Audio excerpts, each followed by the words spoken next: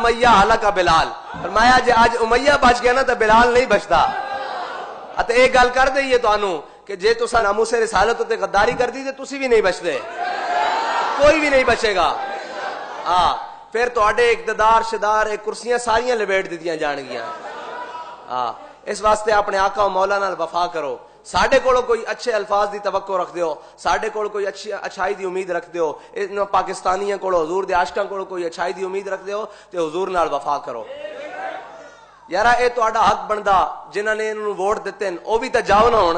صرف نالیاں واسطے ووٹ دیتے سن، نہ تبدیلی آئی، نہ نالیاں بنیاں، نہ روڈ بنے، نہ جناب گورنر ہاؤس سکول بنے، نہ ایوان صدر جناب او بنے، مجھاں کٹے بیچ کے دوبارہ نویاں گڈیاں خرید لیاں گئیاں، پرانیاں بیچ کے۔ اے تا ایک اتنی داستان ہے پریشانی دی جس نوں بندہ بیان کردیاں بھی شرمندہ ہوندا کہ اپنے جسم تو ہی کپڑے لانے، نہ ملک تا ساڈا مڑ کے، انہاں دا تا نہیں، انہاں نے تا جناب ایتھے لٹنا تے پھر باہر جا کے بیٹھ جانا۔ بیٹھے نہیں ہوئے پہلے بھی دیکھو، بیٹھے نہیں ہوئے لٹ کے، اور انہاں بھی اسی طرح کرنا ہے نہ لٹ کے۔ ہن تواڈے کول آخری موقع کہ تسی حضور سید عالم صلی اللہ علیہ وسلم دی ناموس دے اوتے کھڑے ہو جاؤ، پہرا دیو تے تسی پھر انشاءاللہ دیکھو تواڈے واسطے 12 لگدیاں۔ اے کرسیاں شاہی کوئی نہیں، پکیاں تواڈیاں موہراں لگ جان گیاں۔ تسی حضور دے نال وفا کرو، پھر اے قوم بھی تواڈے نال وفادار ہو جائے گی کہ اپنے آقا و مولا صلی اللہ علیہ وسلم نال وفاداری کرو۔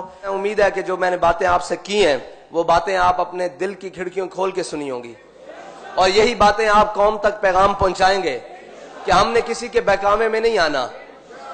کوئی کہے کہ ہم درمیانی راستہ نکالیں گے، بابا یہی درمیانی ہے جو آپ کو بتایا ہے۔ انتہا والا راستہ ہمارے قائد ہمیں بتا کے گئے ہیں جو آپ نے کرنا تھا۔